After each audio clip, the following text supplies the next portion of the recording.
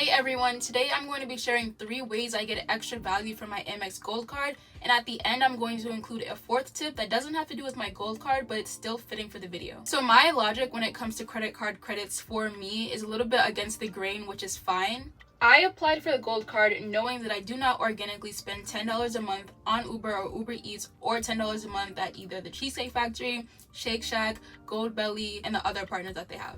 For me, getting the Gold Card solely for the purpose of earning points was enough for the annual fee, and it still is. So if you're holding off on applying for the card because you don't use the credits, this might be helpful for you. Let's talk about the Uber Cash first. Since applying for my Gold Card, it's been less than a year, I've already taken 5 trips. And sometimes I need a ride to the airport. So when I use my Uber credit to cover the trip to the airport, sometimes I pay less than $5 for a ride after the $10 credit is applied. That was something that I didn't even think about or factor into my decision when applying for the card, so it's just been a really pleasant surprise. Also, earlier in the year, I went to Florida, and the dates were April 28th through May 1st, and so I was able to use the credit twice on that one trip because obviously May was the start of a new month and I got the Uber credit again. So that might just be something you want to consider when you are picking the dates for your travel. If you do it towards the end of the month when you're overlapping into a new month, you'll be able to use those credits on the same trip. The other thing that's really helpful is during the month when I just don't know what to eat or I don't feel like cooking and it's just one of those days, that Uber credit really comes in handy for Uber Eats. This one time I went to California Taco, I got about 8 tacos, and after the $10 credit was applied, I only had to pay like $4. I think you'll find that you naturally will be able to fit it into your life somehow if you are still ordering food out or buying food outside of the home. For the dining credit, in the beginning, I used it to get a free cheesecake every month. One slice of cheesecake is around $10.70, so it's just a nice little treat and I'm not really losing anything. Also, I'm sure the prices vary by region, but a burger at Shake Shack is like $8 to $13 depending on what you get. I'm sure you're ordering a burger somewhere during the month if you eat burgers. The next way I've gotten extra value from my Amex card has to do with the way I redeem my Amex points.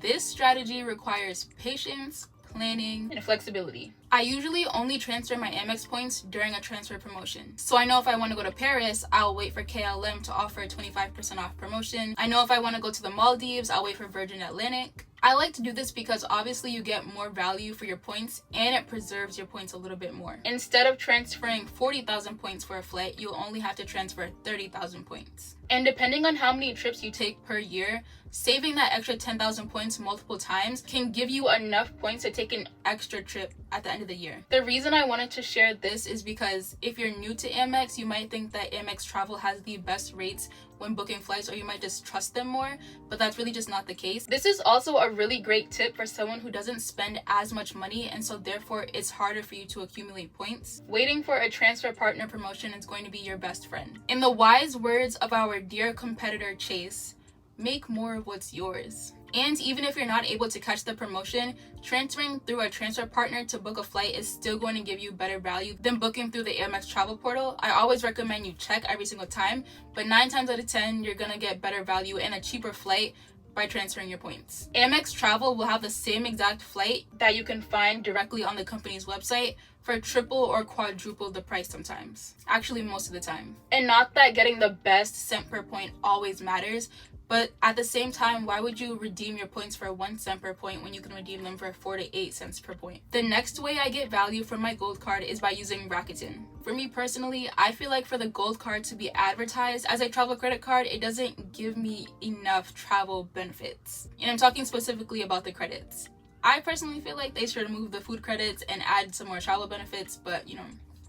Rakuten is an online website that you use to earn cash back. Stores pay Rakuten a commission for sending you to shop at their websites. Rakuten splits the commission with you in the form of cash back. If you have an Amex card that earns membership rewards points, you can go to your settings and switch from earning cash back to membership rewards points. Rakuten is free to use, and you can even add Rakuten to your browser, so each time you visit a website, it will immediately let you know if you can earn cash back. After you transfer your points, you're then going to book activities for your trip.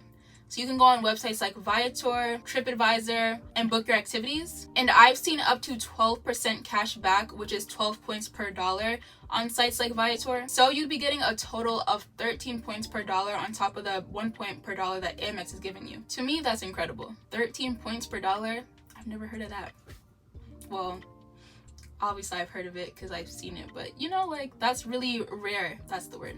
It's rare. Rakuten has been really valuable for me personally because although I'm earning 4 points per dollar on groceries, I spend the least amount of money on groceries per month than any other category. For me, purchases that fall in the other category are ranked number 2 behind restaurant purchases. So if you're someone who does a lot of online shopping, you could find yourself earning more than 1 point per dollar on most of your purchases, which adds a crazy amount of value to the gold card or any other Amex card that you can earn MR points on. You can even earn extra points on food purchases if you order online, which means you'll be earning more than 4 points per dollar. If you use my referral link, you can earn $30 and that'll be in the comments.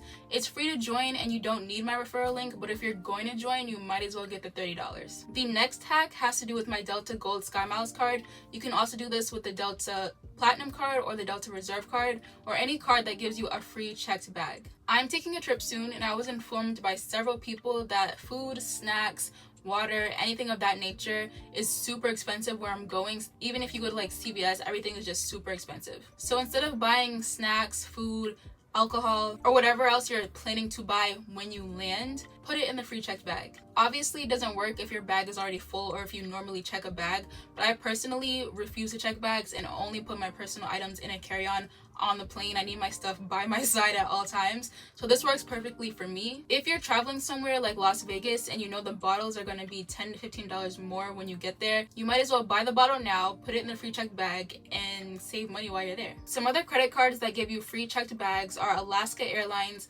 American Airlines, Citi Advantage Executive World Elite MasterCard, Citi Advantage Platinum Select World Elite MasterCard, Barclays Aviator Cards, Hawaiian Airlines, JetBlue Airways, and United Airlines. Then there are the classic travel credit cards that give you annual airline credits for incidentals, such as the Amex Platinum Card, Capital One Venture X Card, Chase Sapphire Reserve, and more. And while I have you here, I just thought of another way that I get value that's going to be really helpful, especially if you're new to Amex and you don't take advantage of this benefit. Another thing that I do that kind of goes against the grain is I put all of my spend, all of my purchases on my Amex Gold Card. A lot of people encourage having a duo or trifecta and diversifying your spending so that you're maximizing the points you're earning, which is fine, and you can for sure do that if you want. I just don't do it for a couple reasons. I do have the Discover It Cashback card, which is the very first credit card I got when I was 18. And I have a Netflix subscription on there. And then I have a Sephora credit card that I use because I get free products from them. But other than that, my everyday, day-to-day, monthly, weekly purchases, everything goes on my Amex Gold Card. The reason I like to do this personally is because I just don't feel like I spend enough money. I have really high months and then I have really low months, low being like $500.